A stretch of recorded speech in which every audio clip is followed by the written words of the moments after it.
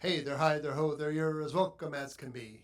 Welcome to the Mary and Jerry podcast, please. Please. I know, I was in a singing mood today because what is today, honey bear? We are recording this on Father's Day. Father's Day. Dun dun Your dun dun dun dun dun dun 37th dun. Father's Day. That's right. Do you have to say that? Oh, to the bay. Well, it's the truth. That means that you just had your 37th Mother's Day, too. Correct, I Just did. saying. Okay, just checking. So, Anyways, what we thought we'd talk about today, being Father's Day. is how awesome dads are, Yes. especially when they tell awesome dad jokes. Well, we can skip the dad jokes, but It's okay because I don't know any dad jokes. okay. I wanted to You're kind welcome. of talk about lessons from fatherhood, right? Mm-hmm. So, in two kind of different perspectives. Okay. As a son, like the lessons your grandfather and father taught you, Okay. that things that still stick with you today, Okay. and the same for myself. And then what fatherhood has taught you, being the father of 4 souls and 2 that we got to love and care for this side of heaven. Right. Gotcha. So where do you want to start? I don't know. You start. I start. You Okay. start. I'm just going to ask questions. What is your favorite memory with your father? Oh, that's a good question. I know. I'm good at this. So, one of my favorite memories was the first year that my father went with us to Boy Scout summer camp. How old were you? I was probably 14 or 15. I might have been 16. I might have been an Eagle Scout. And, Dad actually took off that week to come and go to camp with us. That was a big deal because, it was just a big deal to have him there in camp. Well, he didn't take off work. Like, he took off for your family vacation. Well, every he year. did. He did. We did the family vacation, but he'd never come to scout camp with me before. I'd always gone by myself. I think this was the year before I worked at the scout camp, and he came with us. And he hung out at the campsite most of the time. He would With the other dads. with the other dads, and they'd kind of wander around the camp to see what we were up to and make sure we were staying out of mischief. And and then the second memory, that was also a good one. Probably that first Christmas we went to Oklahoma with Jonathan. Jonathan was a year old. And seeing my dad be a grandfather, because that was pretty hysterical, because he was a little flummoxed, I think, because Jonathan was a very active child Yes, and he loved to read, he did. and I'm not sure Grandpa was all that much into Curious George and Fox and Socks, but But he did it. he did it. He He said, brought a "Now, little- Jonathan, sit your butt up here and stay still so I can read to you." I know. He didn't understand that Jonathan, to read to him, was to kind of act out the book. Yeah. It was more of a masterpiece theater Yes, sort of thing where you activity. had to do the voices and you had to be funny. But we have this photograph of the 2 of them that is one of my all-time favorite photographs in the world. And they're laying down on the little blow-up mattress at your grandmother's house. Yes. And we were there to meet his great-grandmother. And Jonathan has his little board book. I don't Yeah. even know what it was. I think it was like First Words or something like that. And then your dad has an actual book. Right. And they're laying there, and literally they're both reading the book at the same time. And then I said, "Hey guys," and they both looked up, and I got the picture of them both looking at me. I know. It's a I classic so epic adore picture. that picture because it was just so sweet. Now your dad was very. He taught Jonathan how to fish with your sister. Oh yeah. He yeah. taught him how to play dominoes. Oh my word. Yes. That almost. That almost ended up in a family trauma. And I remember that first. So you sent me pictures when I was on deployment when you visited Oklahoma. He was 6 months old. He was 6 months old, and Grandpa had him out on the tractor. Yes. And he was sitting on his lap in the tractor in his diaper and a cowboy hat. You'll never let me drive a tractor like that. Nope. With just, Your underwear and a cowboy my hat. underwear and a cowboy Not hat. Like happening. what is that dude? The Naked Cowboy in No, New York in New York City? City, no. Anyway, and Jonathan just thought that was the coolest thing ever, that he got was to so ride happy. on the tractor with Grandpa. Yeah. And he took him out to dig in the dirt. Yes. Yes, there was a lot of. Not sure digging in the Grandma was really digging that very much because then, of course, had to come in and put him in the bathtub. Oh yeah, every night. Every night. But boy, we had a creek and everything, and Grandpa and Jonathan had all kinds of adventures that year. So they did. They really did. Your grandfather was the one that taught him how to ride a bike. Yep. That was pretty cool. So I think for me. I'm sorry, was I supposed to ask you a Thanks question? for asking me Oh, that what's your question. favorite memory of your father? Oh, I want to hear the answer to this because you and your father are so much alike. Okay, I'll start with my grandparents. Okay. So Grandma Green or Grandma Stuken? Grandma Stuken, Grandpa Stuken he was a doll. Oh my gosh, I could do no wrong in that man's eyes. He just loved So how me. did you annoy your grandmother all the time? I annoyed both grandmothers very much because I was spicy. Grandpa Green used to just say, well, she just does it her way. She has her own way of doing things. And my dad would just Wow, roll can we his put eyes. that on a T-shirt? Well, She it's just true. has her own way of doing things. It's very true. I always did. Oh, I did? You could not, you cannot tell me how to do it. I have to learn myself. And you've learned that over the years, and you've stopped causing yourself such trauma trying to teach you how to do things. No. I can figure it out. I'm a smart girl. But my favorite memory with my dad, I think I'll give you two. So one was, we used to have Rockville Days, where I grew up in Rockville, Maryland, and we would have like a big citywide picnic. Mm-hmm. There'd be live music, there would be like food things, like a carnival kind of atmosphere. Right. And we'd go up to the Civic Center, and they had this big thing of square dancing. And so Do-si-do, swing your partner, That's right. step to Malute. Square dance? I did with Dad. I was a freshman in high school. What, you square dance? And I said I won the bet, basically. So I Wait, had what to. bet? Well, I don't remember what it exactly was. I think it was if I kept my my grades up for that last semester of my freshman year. If I got a certain grade point average, probably like a C. I don't know what that was, but the dad's like, you could ask one favor, and so I did. I kept it above a C, and I had this power, this one favor. And so it was Rockville Days. It was the summer. It was like close to July 4th. And we go, and there's this square dancing troupe. And I looked at Dad, because Dad would never get out there and dance like that. I can't believe you not- did either. Oh, I loved it. I was a dancer. But square dancing, that's like what people from Oklahoma do. Yeah, but it was fun. Oh, okay. So I have a picture of us where he's swinging me around. And so I looked at my dad and I said, it's time to call him the promise. And he just looked at me. He's like, what are you talking about? And I'm like, we're going to square dance and you've got to give me at least 2 or 3 reels. And he looked at me and he said, okay. And he did. We had the best. It was so funny. I've never laughed so hard in my life. He was so funny. And he's such a strong guy. He was like 5'10" and just pure like Gorilla fire plug. muscle. And so when you were doing when you linked arms and you're swinging in a circle, I almost came off my feet a couple times. But it was just just delightful, glorious moment. Wow. I think the second one was I was getting ready to get married to you. Uh-huh. And Dad was like, your husband's going to be on deployment. You're going to be alone. You need to learn how to do certain things. Oh, I remember pictures of this. Go ahead. So he taught me how to change the oil in the car. Mm-hmm. He taught me how to change a tire. Mm-hmm.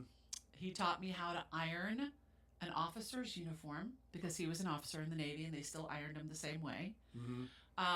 You loved doing that, didn't you? That was it. Well, in the beginning, it was very frustrating. It was a challenge because you had to get the creases exactly. Like there was a measurement that you had to have. Mm-hmm. I was never so happy as to when we had enough money, when you became a lieutenant, that I could take them to the dry cleaner and not worry about it anymore. Mm-hmm. That was a glorious day. But he taught me how to do all of that. Mm-hmm. And I remember being in the Aerostar minivan with Jonathan and Courtney, and they were like 2 and 5, and we got a nail in our tire. Mm-hmm. And I was coming home from therapy, and you were, gosh, where were you? 2 and 5. So you were probably, you were in D.C. We were living in D.C., and I think you had school that night, your master's or whatever. I don't remember, but you were nowhere to be found. Like, I could not get a hold of you. Did you call your daddy? I did not. Oh. I was over on the side of the road. I pulled into a gas station, and I changed that darn tire myself. Thank you very much. I was very proud of myself. That's why you have AAA. It's the last time I ever changed a tire. That's why Because you have that sucker AAA. was challenging. I bet. Challenging. But, Okay. yeah, like my memories of my dad are, they're usually involving discipline of some kind. For our audience members, shocked I am. So, Because you were as you so often point out to your brothers. No, my mother does. My mother points You were out. the only one that was either stupid enough or brave enough to go toe to toe with him. Your did. brothers did not. No, my brother Christopher did every once in a while, but no, I went all the time. Because I was like, you're wrong. And he'd be like, prove me wrong. Because he was a lawyer. I could never quite prove him wrong, but boy, I sure tried. I gave it my college best. But, okay, so the favorite memory. So what is the greatest, do you have any memories with your grandparents, your grandfathers? Nope. Yeah. They were both deceased before I was born. Yeah, that's sad. I love my grandpa. Now, there is Great-Grandpa Dewar. What I learned from Great-Grandpa Dewar is do not cheat at dominoes or you will be shunned. This is your mother's father. This is my mother's grandfather. So he would have been my great-grandfather, technically. Okay. Don't cheat at dominoes or you will be shunned by the was... entire Dewar clan. Because when he was in the nursing home, he found out that Walter so-and-so cheated at dominoes and he would not play with him for 3 months. Wow. Dominoes is like a religion. Because the Dewars take their dominoes seriously. Okay, so what is the greatest lesson? I mean, have you ever seriously had your butt kicked by a 96-year-old at dominoes? I have. It's a little humbling. It definitely teaches you some humility. Oh, yeah. When you're a hotshot teenager and you think you're the smartest guy in the room, and the 96-year-old just mops you up like a Swiffer. Okay, so what is the greatest lesson your father ever taught you? What my daddy taught me? Mm-hmm. Son, just do it right the first time. You'll save yourself a lot of effort. Yeah, but you can't always do it right the first time. According to Donald Dean, you can. And he says, anything worth doing is going to take some work. Yeah. My parents were very much of the era of, what is that new book? Let Them? Yeah. They were the epitome of let them. They were. They believed in letting you experience your own failure. Natural consequences. Yeah. Like, yes. Like what? What was a situation where you had to experience your own consequences, the natural consequences? So, I took a high school class in mechanical drawing. Oh. This class was eminently frustrating because you had to be precise, you had to be neat, you had to be detailed. None of these things was of those. in Jerry's wheelhouse. And I would at the come time. home with all of my mechanical drawing. You know, this is back in the days when dinosaurs roamed the earth, right? So you bring home a T-square and your ruler and all your little drawing toys. And I would be sitting there at night trying to draw through these mechanical drawing homework exercises. Yeah. And I was just pissed off and frustrated. And my mother would just sit there and she was just chopping, preparing for dinner. Or I crocheting, and there I am in the back of the basement on the ping pong table, trying not to curse out loud because you do not curse out loud around Elder Pearl Lenaburg, and I found out and I got a B in that class, and I had to work my butt off, and my mother, when I told her this, she's like, well, and what did you learn, Jaredon? That's so Elner. And that was my father's attitude too. Yeah. Like, well. Reckon you learned how to be neat and organized, didn't you, son? You were so... I remember when I met you and we were talking about high school experiences, and you were like, it's the only class I ever got a B in. And I had a very different high school experience, where if I got a B, it was like a great throw a party. But I remember you because you goes, that means I couldn't be the valedictorian. I had to settle for salutatorian. Yeah. I'm like, that's great. I graduated other end of the class. 12th from the bottom or whatever it was. But that was, that was both my father and my mother, especially my father. He's just like, well, reckon you'll figure it out, son. So with my dad. Now, of course, if you asked him, he would show you. But you had to swallow your pride enough to say, yeah, the old man is smarter than me about this. I guess I need to ask him. Now, fast forward 20 years. Okay, we're in this house. We just moved in. Now, my parents, God bless them and God rest their souls, they came out here for a week as we were painting and cleaning and getting ready to move in, right? We actually bought the house a week before we moved in. But we closed a week before we Closed. moved in, yeah. So my mother was like, went into the kitchen, didn't say a word to everybody. You could tell that she was utterly horrified by the state of the kitchen, and she just started cleaning the kitchen. Yeah. And my father went in And we painted the kitchen. painted the because it kitchen. was purple. And of course, the first thing my father did is he walks in, he looks at the circuit breaker box, he walks around and inspects the outside of the house, and then he's like, well, we needed a new hose. like, my dad's like, writing the Home his Depot first thing he list. said to me was, son, you better take care of this house or it's going to fall down around your ears. And then he started making the Home Depot list, and I'm like, holy, I gotta buy all I gotta buy all this stuff. Yeah. And then my father patiently explained to me why I needed everything on that list, because this was now our house, and we had to take care of it. Yeah. Now, mind you, my father never had a handyman in his house, except for an actual licensed electrician. Right. And the plumbing guy. And the plumbing guy. He did everything around the house. He did all of his own car maintenance. And if there's one thing that I wish I had learned or paid more attention to, gene that I had inherited from my father, it is that DIY fix-it-yourself gene, because he fixed everything. Toasters, appliances. Yeah, they came never from that threw depression area where you anything didn't throw away. anything away. You fixed it. If there was a part he could find, he could fix it. When you looked at when they finally, after your dad had passed away and your mom was finally selling the house, when they inspected the furnace. Oh my Lord. So my father, He had a little can of oil right set right next to by the the furnace that he would oil twice a winter to oil the furnace. right Nobody else knew what to do with it but my father. or where to oil. Or where to oil. But he did that faithfully twice a season, every year on the furnace. And that furnace lasted 30 years. Yeah. I mean, the new owners did replace it, but Yes. you would find things with a coat hanger to help open a door or something, and you're like, what is this piece of a coat hanger doing? And then you realize, he just had rigged it up there, and it worked. Yep. So it was fine. Your mother recovered furniture.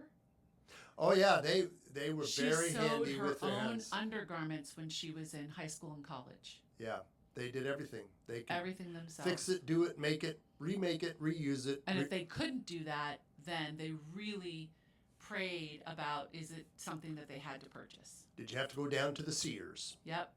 Oh my gosh, yeah. See, my mom wasn't. Your dad? Well, no, my mom and dad, neither one of them were particularly handy like your parents.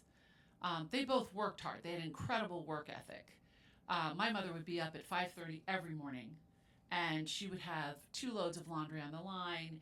The big round table in the kitchen would be all set for the breakfast for the children. My father's coffee would be going. She would already be on whatever the chore of the day was before we ever woke up at like 6:37, before we went to school.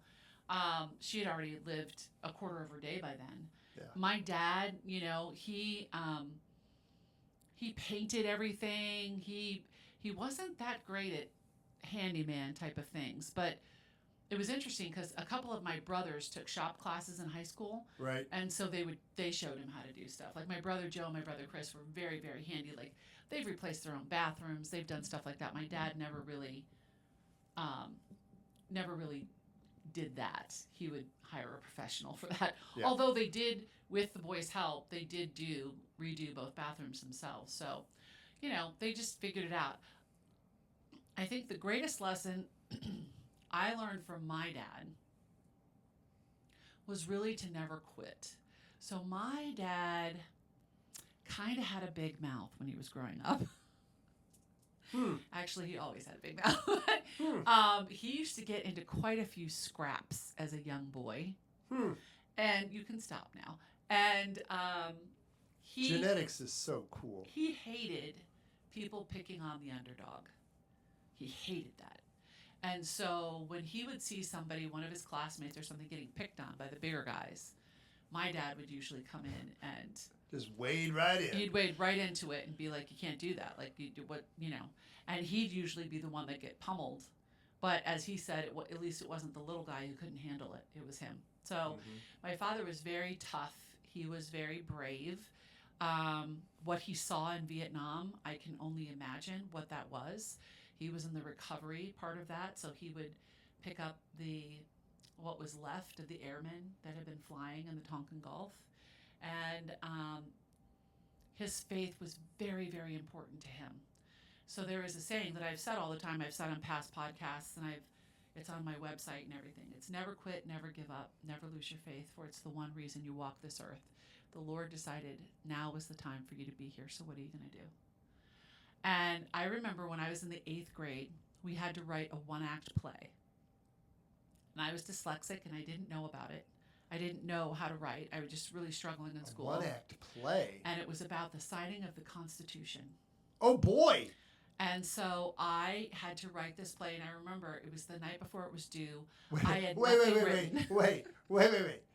The night before it's due, you started it. Yes, that is correct. Wow, that doesn't change much. Okay. And I remember Dad sitting down at the table. It was like 8:30. Everybody was getting ready for bed. And he's like, "We're not going to bed till this is done." And I just cried. I'm like, "Dad, I don't know how to write it. I don't know how to write a play. How do you write dialogue?" And I remember he just sat with me that whole night. Do you have this still? I do. It's upstairs. It's the only thing I ever in grade school got an A+ on. Oh, we must find this. I must read this. I must possess it. Oh, I want to see this. And he sat with me for like 4 hours, and we wrote that whole like thing a legal together. brief. Yeah, and it was. I'll never forget it. And my mom, when I was in the 3rd grade, she would sit with me and help me with my math. I hated math. I still hate math. Not very good at it. But she would. I wouldn't graduate 3rd grade and go to 4th grade if the math workbook wasn't done. And so I remember. I'm pattern here. I really am. This is why it is so humorous that we chose to homeschool Jonathan, because God has a sense of humor, and let's just call it somewhat of a sense of payback, where all your sins that you committed are revisited upon you. He wanted me to learn long division once in my lifetime, so he said, "Homeschool Jonathan, let's do it together." At the age of 30 something. Yeah. Oh my gosh. But yeah, my father was a very faith-filled man, and he always had a smile for people. Like, nobody knew he was dying of cancer for probably 3 or 4 years. Like, he just didn't tell them. This is one of the interesting parts of both our parents, because my parents were both very faith-filled, spent all their time at the church. Yep, the Lutheran church, The Lutheran church. This is the weird thing. Now, you would think that my father was a grumpy old man. Apple don't fall far from the tree. But my parents never met a stranger. No, they truly didn't. And it was just fascinating to watch, because I'm like somewhat of an introvert. That's an understatement, but okay. But my parents, interestingly enough, were the most quietly extroverted people that I know. Mm-hmm. And it was fat when we went to their 60th wedding anniversary. 60th wedding anniversary. Mm-hmm. All the people that showed up, and you're just like, who are these people? Who are these people? I've never seen these people. I have no clue who these people are. They were from the different churches that they had built. These different little travel groups. Yep. My father had been retired by then for almost 20 years, but he still hung out with all of his friends from IBM, the VFW, and I'm just like, wow, that was amazing. It was beautiful. Yeah. It truly was beautiful. It was a beautiful moment, because your dad would pass, 2 years later? 3. No, he passed the following year. At 61 years. Yeah. Yeah. So it was a beautiful day, but yeah, we got to see a whole new side of them. And then I'll never forget when your father passed away. I think we've talked about this before as well. We found out, it was always him and your Aunt Barbara, right? No. Yes. Aunt Betty. Betty and Bud, Betty my and aunt and uncle. Mm-hmm. And his sister was Betty, and I thought he only had one sibling, but no, he had 2 brothers. One who died in infancy and one who died of pneumonia at the age of 2 or 3. Yep. And he No never talked clue. about it, like we didn't know. You didn't talk about those things. You know, my dad lost a brother. His name was Anthony, and he was, I think, 3 or 4 days old. And I remember his name was Anthony Jude. And I remember my father talking about him, like he never got to meet him. They never got to go to the hospital, because this was in the early 1940s. And how sad it was that they never got to have that experience of knowing who he would be. Right. So, yeah, it's amazing how much they kept to themselves. Like, we were just with my mom the other day, and we're always hearing stories about growing up in the 40s and 50s and what things were like. And these are stories that you would think I would know by heart by now, but they're brand new to me. I'm like, wait, what happened, Mom? When was that? That's because our parents didn't share everything with us at the time. It's many, many years after we were married before we hear, wait, you did what? Exactly. Yeah. I'm sorry. Didn't you get upset when we did that? But yes.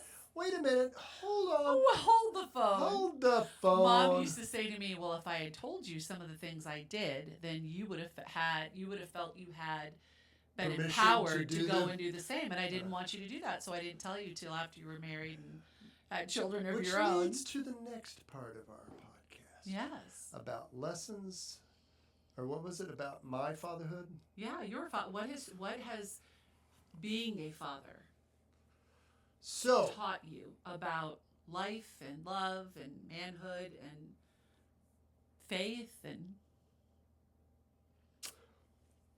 So probably the thing that it's taught me the most is when you're a father, you're always on, right? You know your children are always watching you, which is, not a bad thing, but you just have to remember that everything you do, everything you say is sort of setting an example for them. And let's be real, I didn't always do that well, right? I mean, do any of us? No, we're human. Well, we do the best we can, right? I mean, that's. This is the thing. There is no manual for fatherhood. Oh, let me just flip to page 14. It'll tell me what to do in that situation. Well, there's a lot of books about fatherhood, but we didn't have a lot when you became a father, so there's been a lot written since then. There's a lot of books written about fatherhood. Would you read any of them? There's a lot of books written about sex, but unless you've actually done it, that really doesn't make a difference, right? Same thing with fatherhood. That's the correlation. Well, right. Yeah, I mean, you can read all the theory you want, but unless you're actually doing it, because what you're going to find is, of course, all of your children are unique and different and require different parenting styles. Yeah. And I imagine, again, that for boys, this is certainly true. We have a couple of friends on Instagram. What is it? Your friend Susan husband? Oh, well, we know them in real life. But she has 7 sons. 7 sons. Yeah. Like, that is a lot of testosterone. I grew up with 6 brothers. I know. That is a lot of testosterone in the house, right? So and there's no daughters. Yeah, right? So it's a very different home. So I imagine that each of them, being unique individuals, take a different fatherly, we'll just call it guidance. Yeah. Right? Agreed. So, I mean, your relationship with our 2 children was completely different because of who they were and what they needed. Right. Your relationship with Courtney was much more as caregiver, as, just caregiver, really. We didn't really... when I think of my motherhood and your fatherhood when it comes to our daughter, did we teach her anything? Like, I mean, we helped her... We taught her not to throw her cup when she was done with it. Yes, that was kind of nice because she would finish. She had a little sippy cup, and when she was done, she just chuck it at you. Like, I am done, peasant. We did teach her how to stop doing that. So we did teach her some things, but most of our interactions with her were very much in a caregiving role. Yes, that's. Whereas with Jonathan, he could talk back. Oh Lordy! And this is the challenge I think we all have as parents. And you can see it in different generations and how they parent, particularly boys. It's like, like my parents very much let them. Yeah, go outside and play. Right? You weren't allowed in the house in the summertime. That way. I think we kind of swung the pendulum a little bit the other way. We were more helicopter parents. We were a little helicopter parents. We tried to make sure, which is to our detriment, really, to be perfectly honest with you. We wanted to protect him. I mean, because he was going through so much that most people right. didn't with a sibling like Courtney. So that's, I think, for fathers in I think we particular, overcompensated. is the challenge of how much do you, what is it? Guide, guard, and protect, right? Yeah. Do you guide them and let them sort of figure it out? Do you guard them and let them not make mistakes? Do you protect them and not let them get into situations where they could make a mistake? I mean, all of those have their pros and cons. But I think if we had it to do all over, there would be a few things that we do a little differently. What would we do differently? What would you do differently? Brutally, honestly, Mm-hmm. I would have put him in high school in Chantilly. Okay. Back then. Not now. Mm-mm. Back then. I would have. But see, here's where I'll challenge you on that. We prayed about it. We sought counsel Oh, on it. I know. And back then, it was just starting. All of this stuff was just starting back then. So I know. But I still I don't think we would have done that. Should have done that. Because I think he would have been more prepared for life. For outside life. of our house. Outside of our house. Yeah. So that I see, for me, I think I would have let him fail more. That would have been part of it. He Yeah. would have had to figure things out, and he probably would have failed. Well, to and begin with, and then he would have figured it out. And they would have to figure out how to get up, dust off, and keep moving. And he does a great job of it now. It just took it took a while. Yeah. And it's it's just. But do you really regret that? I don't have any regrets. We did the best that we could with what we knew how to do, with the skills and where our marriage was and where our faith journey was. Right. I don't feel like I want to walk around with a regret over that. No, because so here's the thing about being a parent, right? And we can talk about fathers, mothers, whoever. At a certain point, you do have to let go and let them, and as that can be equally challenging, right? Because you move from parent to mentor, or parent to friend, mm-hmm. right? And having gone through many bad decisions, you were like, now I've done this before, I've seen this picture, and it doesn't end well. But that's their decision to make. So you just have to kind of stand back. That is one thing I think my parents did very well, is they kept their mouth shut. They did not interfere in any way, shape, or form. I think your parents had a much harder time with that. Well, they had a harder time with that, particularly with Courtney, because Courtney was just so far out of their comfort zone. I was going to say wheelhouse, mm-hmm. because back in their day. Well, yeah, we talked about that in the In-Laws and Outlaws. Right. But they loved her so much. They loved her. She just flummoxed them. I mean, she just flummoxed them. Yeah. They did love her in their way. Yeah, yes. They really did. So what do you think, how do you think fatherhood has, in general, thinking of the culture, mm-hmm. do you think I think it's missing in our culture. I think it's been missing for decades. Do you agree with that? How do you see what's happening out in the world as being impacted by the lack of fatherhood? Oh, well, what I was going to say is, actually, I think the pendulum is swinging back to certain segments of society, not all of them, but certain segments of society, realizing that fathers have a very important role to play, not only in the upbringing of their sons, but in the upbringing of their daughters, right? Yeah. You the old saying that you're going to marry your father.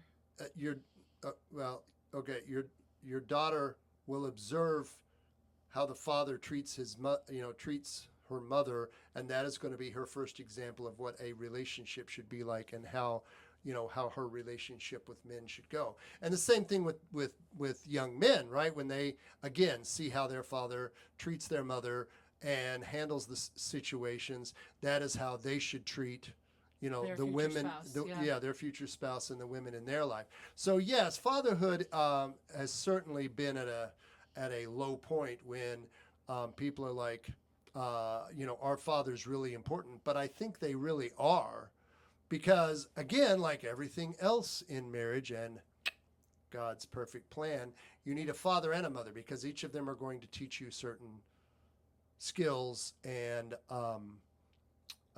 impart certain wisdom to you that is very different, but you need both pieces of it, I think. Agreed. So, anyway, yeah. So if there's a young couple out there that's listening to this podcast, Okay. they're getting ready to be parents, Okay. give me the top 3 things you would tell them. Top 3 things.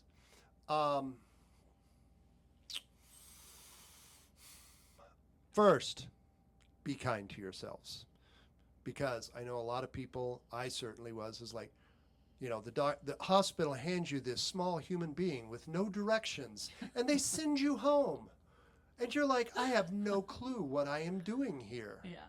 And I didn't. Fortunately, Mary did, but I'm like, Well, I knew the basics because I had right. But 7 younger siblings. I knew how to change I very a diaper. much remember like the first 6 months of Jonathan's life. Any sound, fluid, whatever. I'm like, is that normal? Is that normal? Is that supposed to smell like that? Is that supposed to look like that? Is that normal?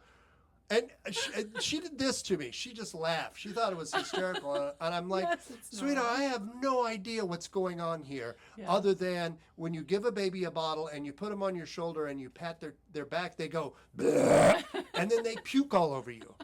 And that was supposed to be normal. And I'm like, that cannot be normal. Well, So be kind to yourselves. It depends on how Everybody quickly learns the how baby to parent. Okay? It was very funny. We were having dinner with some friends of ours a few months ago. And these are people that we've known for 30 years. All our kids grew up together in the local Catholic church. And of course, as old grumpy people tend to do, we start talking about our kids. And one of them was having a particularly challenging time with one of their kids. And they're like, yeah, you know, my kids, we're talking about this, that, and the thing. And they're like, well, you guys had this all figured out. And we all started laughing. We busted out laughing. And I'm like, they said, what? And they're like, oh, well, they assumed that we knew exactly what we were doing. And they're having such a hard time. And what the heck is going on? And I'm like, did you laugh at them? And they're like, yeah, we told them we were making this stuff up as we went along. We had no clue what we were doing. And I'm like, and I'm looking around and everybody's like nodding their heads. And I'm like, so it's not just us, right? No. I mean, you be kind to yourselves. You will figure it out. Number 2. Dads, get in there and get dirty. You got to do the duty. Fatherhood, it's not just a job, it's a duty, right? You got to change diapers. You got to feed babies. You got to give babies baths. That's actually kind of hysterical after a certain age because babies either love or hate baths, and it's hysterical when you give them a bath. So Our son loved them. Our daughter hated them. Oh, you would have thought that you were like the meanest person in the world when you tried to wash Courtney's hair. Oh my word. And then because Dad did bath time with Courtney because she, weighed 100 pounds and was a whopping, 5'9". So then Mary would Well, I would be in there with you. Yeah, It then was Mary a two-person would. job. Yeah, then I'd come and sit her down, and Mary would hand me the brush and the detangler and say, "Go ahead and finish her hair." I'm like, "Are you kidding?" So I'd spray the detangler on her hair and then start brushing it. Oh yeah, I was like Mr. Hyde. She did not like anybody messing with her hair. She did not like having her hair washed, brushed, or anything. And then after that, the best thing that she would love is she'd just curl into me on the sofa, and I would. Oh yeah, because massage you her were feet with yeah lotion yeah. I and was her the bad guy hands. washing her hair, and then you're like, "Mom's gonna rub your feet." I love you, Mom. Take me riffing that mean old man who was brushing my hair And my teeth. and my teeth. Oh yeah, she didn't really dig that either. Oh my gosh. So be kind to yourselves, dads. Help out with the duties, Yep. and then start teaching your son things early. One of the things. Well, your son and your daughter. Your but, son and you your know, daughter. So one of the things Moms, that teach your that we daughters how had to here that keep was a lot of house fun and- with Jude was we had one of those little workbenches with Yes. like little screwdrivers and little pliers and all that. And Jude thought this is the greatest thing. And of course, Jonathan being an electrician, he's sitting here going, "Now, Jude, this is a Phillips head screwdriver, and this is This is how you use it." This is how you use it, and it's like a little what is that, activity bench or whatever.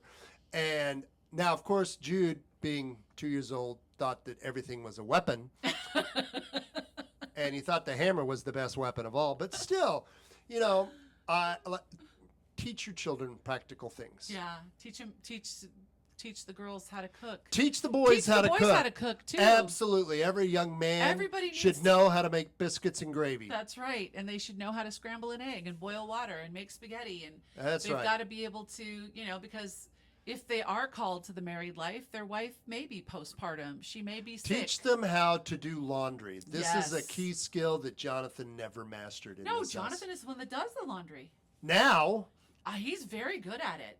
That's and you because taught him we how had to teach clean him. a bathroom really well. Yes, I did. And he does the dishes. He does all, he knows how to do all of that. Teach them how to take care of themselves. Okay, so be kind to yourselves. Get in there and do the things and teach your kids stuff. Teach your kids life skills. Life skills. Okay. So what I would say is, number one, the greatest gift you can give your children is a happy marriage. Take care of your marriage. Okay, you're going to go all philosophical on me now. Great. So well, you did the practical. Okay. Take care of your marriage, because that's what matters most. One day those children will leave, and it will be you and your spouse, and you want to be excited about that moment. You really do. Yeah, baby, we're excited, aren't we? Oh my gosh. Secondly, the faith, whatever faith you choose, we are Roman Catholics. The faith is not just Mass on Sundays. It takes place every day in your home. The prayers before meals, saying the rosary, even when you start the little ones out on learning the Hail Mary or the Our Father or something like that. Which is actually pretty funny when Jude says, Amen. Amen. When you say grace. Amen. He knows the grace before meals, and he's learning the other ones. But it's so important that it just becomes part of your home and the culture in your home. And everybody's like, well, how do I prevent my child from leaving the faith when they leave the house? You don't. They make their own decisions at that point. But if you have filled them with the joys and the beauty of the faith, and it's part of your family culture, then that gives them something to hold on to when they do leave your house. So that's really important. And lastly, third thing, what would it be? Don't quit. Don't quit. Yeah. Don't quit on each other. Don't quit on God. Don't quit on yourself. Don't quit on yourself. You can do hard things, right? Can. You said that. I do all the time. That's right. And don't quit on your kids. There's going to be hard seasons, but when we really dig deep and we love them, we hold them accountable for their actions. Amazing things can happen. I look at our son and I'm so immensely proud of him and what he's overcome and where he is now as a husband and a father of two little people. And I just, when he was 12, I really didn't see that. But now it's pretty awesome to watch, and I'm just really, really proud of him. That's what I would say. Okay. So did you bring, so we're going to do the not so newlywed game. But we don't have any cards. You get to pick one question. Okay. To ask me. Okay. Pull it from somewhere.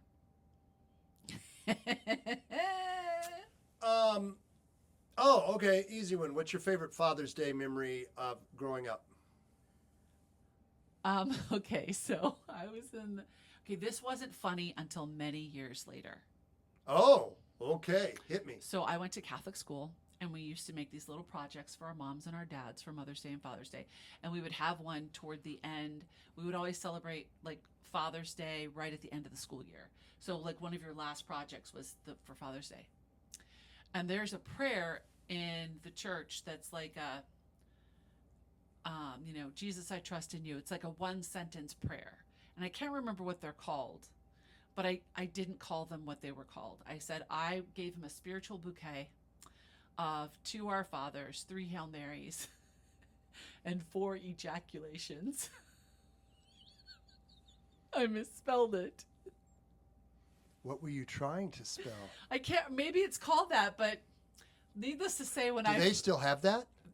They do. It's like a 1 or 2 word prayer. But what was it? I can't remember what it's called. Oh, it's upstairs. It's on construction paper. Oh, we totally must get that And from your so, mother. no, I haven't.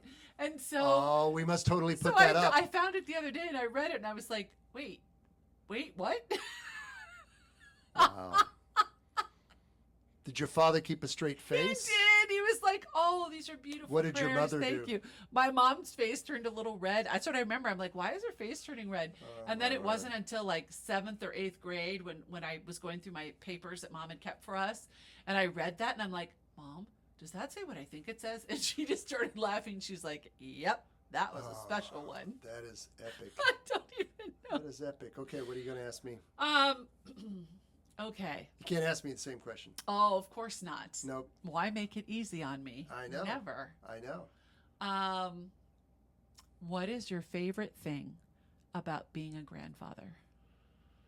Oh, that's a good one. Well, so I missed a lot of Jonathan's early years because I was deployed, flying, whatever. So now I get to see all of it, and I go, "Oh my gosh, thank goodness I missed the terrible twos. It would have been very bad." It's. I didn't miss the terrible The twos. best part of being a grandfather is it's hysterical watching my grandsons and then looking at their father and knowing that God exists because there's this thing called DNA and genetics because they are Jude is exactly like Jonathan. He behaves a lot of the way Jonathan did, yeah. He's got one switch, on and off. Right. Paul, I'm not really sure if he's going to act more like Jessica or Jonathan. Paul's very chill. He's very chill, very laid back. Jude is just like exactly like 10,000 Jonathan. miles an hour. 10,000 miles an hour Yeah. all day long. And it's so much fun watching them and going, I've seen that before. I've seen that before, and getting to they have so much cooler toys now too, right? So like when I was a kid, we played with rocks and sticks, and You had dump trucks. You had G.I. Joes. Give me a break. I know we actually had very cool toys, but like Jude loves to play dinosaurs. Dinosaurs. So we've got all the dinosaurs, and we're like, Jude, what is this dinosaur? T-Rex. He knows all of them. And we'd go through the encyclopedia of dinosaurs. It's just so much more fun because the other thing, of course, that's great is when it's time to go home, you can give them back. But yes, They're fun. They're so much fun, and they're so smart. And you get to read all the books again, and they've got like cool new books that I'm like, oh, these are cool new books. We didn't have these with Jonathan. And Dinosaur Roar. Dinosaur Roar. Snap. Dinosaur Stump. Dinosaur Snap. It's like how many? The little blue truck. All the little blue And truck. the red car. And the red car. Yep. Anyway, so that is our Father's Day. Hopefully that was entertaining and Podcast. helpful to you. Yes. But we sure did have fun. Happy Father's Day, belated Father's Day by the time you hear this, to all the dads out there, and to the ones that were a father to you, whether it be someone in your own genetic line or somebody else. Fatherhood is so important in our world and so necessary and needed. So thanks for joining us, guys. Until next time.